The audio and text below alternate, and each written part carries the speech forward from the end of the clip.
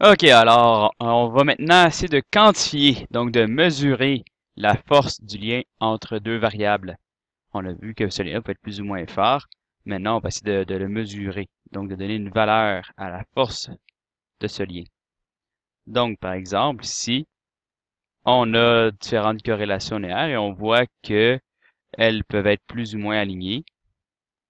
Et on les a encadrées par des rectangles. C'est ce rectangle-là qui va me permettre en fait de mesurer la force du lien entre deux variables. Et on va appeler ça le coefficient de corrélation linéaire. Le coefficient de corrélation linéaire, comme c'est marqué dans vos notes de cours, se situe toujours entre moins 1 et 1. Donc c'est toujours un nombre décimaux, un nombre décimal, à moins que la corrélation soit parfaite, auquel cas c'est 1. L'idée c'est que plus on approche de 1, plus c'est fort. Plus on approche de 0, moins la relation est forte. Alors ici, vous voyez, pour une corrélation nulle, ben, on a un coefficient de 0, alors que quand le coefficient c'est 1, ben c'est parfait. Et donc, plus ça l'approche de 1, plus c'est fort. Le fait que ce soit négatif, ce que ça veut dire, c'est que la corrélation, elle est décroissante au lieu de croissante. Et là, c'est le piège du coefficient de corrélation linéaire. Le signe ne change absolument rien à la force de la corrélation. Bon, que ce soit positif ou négatif, une corrélation de moins 7 dixièmes ou de 7 dixièmes, c'est exactement la même force. Seulement, quand c'est moins 7 dixièmes, la corrélation va être décroissante, c'est-à-dire que plus x augmente, plus y est bas, alors que quand c'est positif, ben, x et y varient dans le même sens.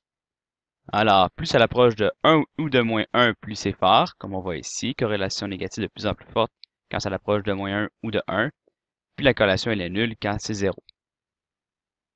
Pour mesurer ce coefficient de corrélation-là, on va faire comme ici, on va encadrer les nuages de points dans des rectangles et on va mesurer les côtés du rectangle. Donc, on essaie de faire le rectangle le plus petit possible. Et après ça, on va mesurer le côté. Alors, par exemple, on a encadré ce nuage de points dans un rectangle et le petit côté mesure 18 mm, tandis que le grand mesure 68 mm. Et après, on applique la formule 1 moins petit côté sur le grand. Alors ici, le petit côté, c'est 18 sur 68. 18 divisé par 68, ça va nous donner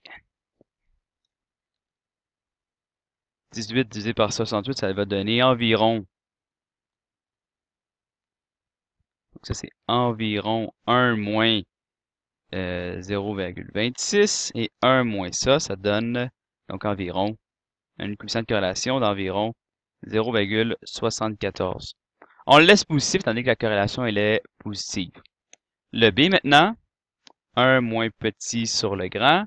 Donc ici, le petit côté mesure 24, le grand 93. 24 divisé par 93, ça donne environ 1 moins 0,26. Ça fait la même affaire.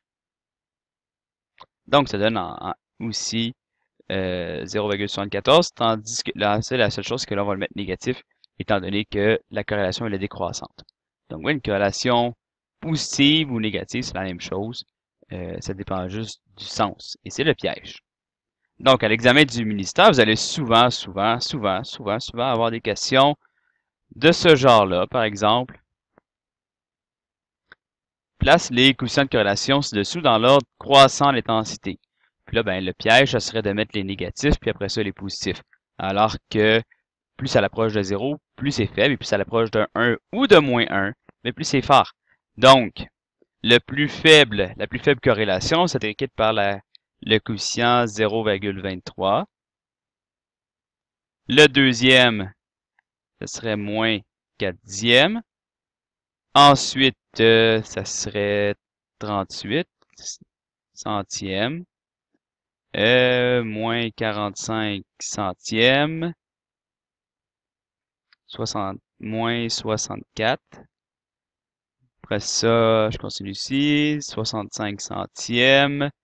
Moins...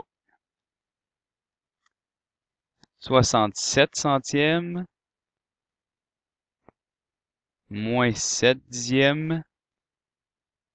Moins 87 centièmes. Et 98 centièmes. Alors, ouais, je les ai placés de la plus faible à la plus forte. en les plaçant en ordre croissant, mais sans me soucier du signe. Donc, on a oublié le signe, le positif ou négatif, les placer en ordre croissant, puis ça va donc de la plus faible à la plus forte.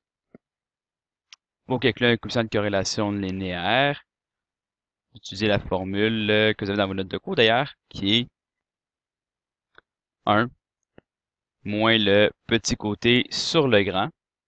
Alors, ici, vous avez d'autres exemples. Par exemple, ici, on a calculé deux coefficients de corrélation linéaire, comme je viens de le faire tantôt. Ici, on avait 65 centièmes, ici, moins 53 centièmes. Donc, cette corrélation-là est plus faible. Cette corrélation-là, elle est plus forte que celle-là. Pas parce que celle-là est négative, mais parce que 53 centièmes, c'est plus petit que 65 centièmes. Alors voilà, j'espère que c'est clair comment on calcule un coefficient de corrélation, ce qui signifie la force du lien entre deux variables, puis l'idée que ce soit positif ou négatif n'a aucune importance.